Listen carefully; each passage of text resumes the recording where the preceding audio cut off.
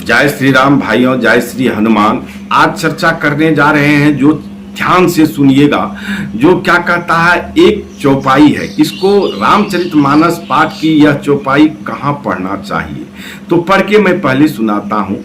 जो यह चौपाई कब और कहाँ यूज करना चाहिए, जो जिससे आपका मंगल होगा। चलत बिमाहन कोलाहल हुई, अजय रघुवीर जपे सब कोई। मित्रों, इसको कहाँ यूज करना चाहिए? यदि आप जानकार हैं, रामायण पढ़ रहे हैं, तो आपको समझ में आ गया होगा। यदि समझ में नहीं आया है तो वीडियो को अंत तक, इस प्रसंग को अंत तक जरूर सुनिएगा। जो इसको कहाँ प्रयोग करना चाहिए, जो आप दुर्घटना से बच सकें। आप अपने जिंदगी में ऐसे कई घटनाओं से बचने के लिए इसको कब, कहाँ और किस जगह प्रयोग करना चाहिए, जो आपके जिंदगी में यह चौपाई क्या कहता है, एक आनंदित और आपके जीवन में आनंद लेकर के आए। तो मित्रों, यदि नहीं आप जान रहे हैं तो जरूर आज वीडियो को अंत तक सुनिएगा। सुनने से पहले मैं ब्रजेश पाठक आप सभी मित्रगणों का अपने YouTube चैनल पर हार्दिक स्वागत करता हूं और एक निवेदन करता हूं कि यदि अभी तक आपने इस चैनल को सब्सक्राइब नहीं किए हैं तो सब्सक्राइब कर लीजिए और बेल आइकन को प्रेस करके ऑल पर सेट कर लीजिए और कमेंट में प्रभु श्री राम का नाम, जय श्री राम अवश्य लिखिएगा। क्योंकि प्रभु श्री राम का नाम, जय श्री राम लिखने से हाथ तो आपका पवित्र हो जाता है और हाथ के लिखावट को आंख देखता है तो आंख भी पवित्र हो जाता है। और आंख से देख करके आप वाणी द्वारा यदि आवाज निकालते हैं तो उस ध्वनि को, माने ध्वनि को सुनने से पहले उस ध्वनि जो निकलता है प्रभु श्री राम का, तो मुख पवित्र हो जाता है और मुख के द्वारा उस ध्वनि को सुनाई कान तक जाता है और कान यदि सुनता है तो कान भी पवित्र हो जाता है। तो इसलिए मित्रों, अभी तक यदि आपने नहीं लिखे हैं तो जरूर लिखिए प्रभु श्री राम का नाम, जय श्री राम, जिससे आपके हो जाएंगे ये सारे अंग, माने क्या कहता है, करने लगेंगे पवित्र से काम। तो चलिए मित्रों, आज मैं बताने जा रहा हूं आपको, जो यह जो चौपाई है ये कब आपको स्मरण करना चाहिए, कब पढ़ना चाहिए।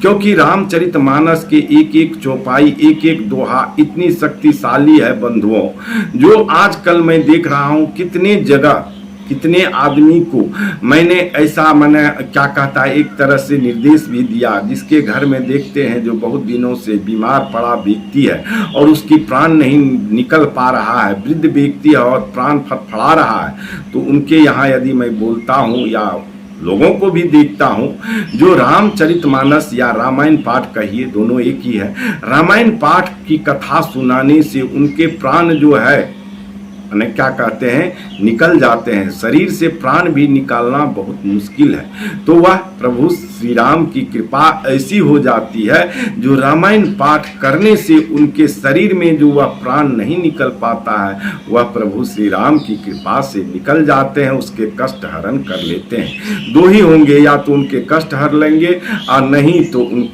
उनका कल्याण ही कर देंगे। कल्याण तो ये हुआ जो उनकी वृद्धावस्था में है तो उनकी मौत हो जाती है, नहीं तो आपका कष्ट जरूर हर लेंगे। प्रभु श्री राम बड़े दयालु हैं।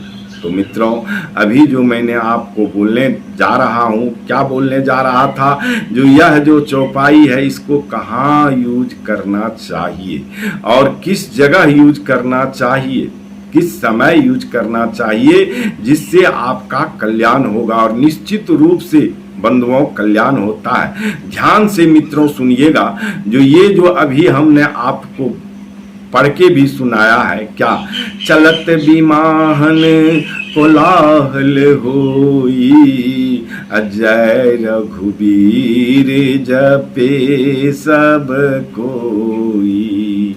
इस चौपाई को आप यदि याद नहीं किए हैं तो याद कर लीजिए, क्योंकि नित्य रोज प्रयोग में आने वाला है और ये नित्य रोज प्रयोग में लाइए इनको। बंधुओं, यदि आप नित्य रोज प्रयोग में लाने लगेंगे तो आप देखिएगा, जो आप जिस विमान, यानी आप चाहे बाइक पर बैठे, साइकिल पर बैठे, क्या कहता है, गाड़ी हो, माने फोर व्हीलर, जिस भी विमान पर आप बैठिए तो बैठने से पहले, गाड़ी चलाने से पहले इस चौपाई को जरूर पढ़िए और तब आप स्टीयरिंग पकड़िए। चाहे फोर व्हीलर का पकड़ रहे हैं, चाहे टू व्हीलर का पकड़ रहे हैं या साइकिल का पकड़ रहे हैं, तब उसको स्टार्ट कीजिए, क्या तब उसको चलाइए। तो ये चौपाई पढ़ने से क्या होता है, जो आपको एक्सीडेंट, दुर्घटना कभी भी नहीं होगी। ये लिख के मैं देता हूं मित्रों।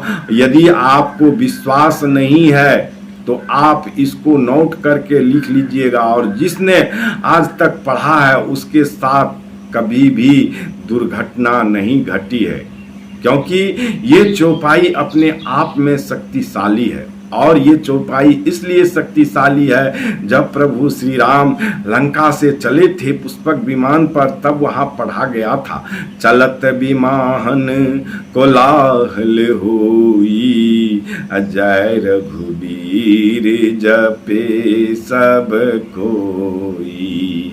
तो यह रघुवीर जब चले थे पुष्पक विमान पर, तब वहां आदमी क्या कहता है, इस दोहा को, इस चौपाई को पढ़ा गया था। तो तभी समझ लीजिए, जो रघुवीर, रघुवीर मतलब क्यों, श्री राम प्रभु जो इतने दयालु हैं, जो अपने भक्तों पे हमेशा हमेशा कृपा करते हैं, हमेशा दया बरसाते रहते हैं प्रभु श्री राम।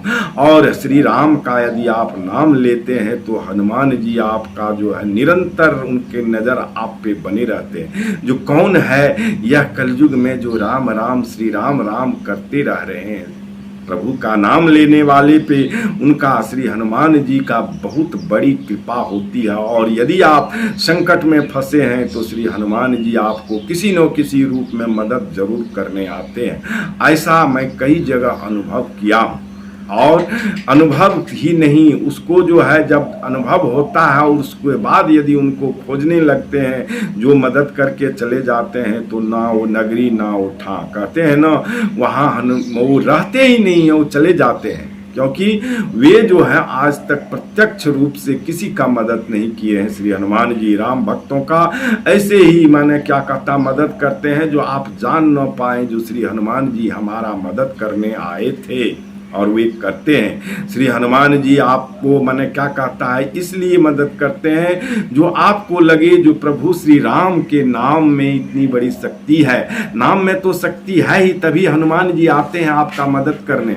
लेकिन हनुमान जी प्रभु श्री राम के नाम को ऊंचा करने के लिए आपका मदद करने पहुंच जाते हैं। चाहे साधु वेश में आए, चाहे पक्षी वेश में आए, चाहे जानवर वेश में आए, चाहे जो भी वेश में आए, लेकिन आपका मदद करके श्री हनुमान जी चले जाते हैं। तो दोस्तों, अभी तक यदि आप चैनल को सब्सक्राइब नहीं किए हैं तो सब्सक्राइब कर लीजिए, बेल आइकन को प्रेस करके ऑल पर सेट कर लीजिए, और कमेंट में प्रभु श्री राम का नाम जिन बंधु गण अभी तक नहीं लिखे हैं तो श्री हनुमान जी देख रहे हैं, प्रभु श्री राम का नाम लिखिए, फटाफट लिखिए, जिससे प्रभु श्री राम आपका मंगल करे, श्री हनुमान जी कष्ट हरे। मिलते हैं नेक्स्ट वीडियो में, नेक्स्ट प्रसंग में। तब तक प्रभु श्री राम आप लोगों का मंगल करे, सुरक्षित रखे, आपके परिवार में शांति, कलह जो है एकदम कलह मिटा के शांति स्थापित करके रखे। जय जय श्री राम।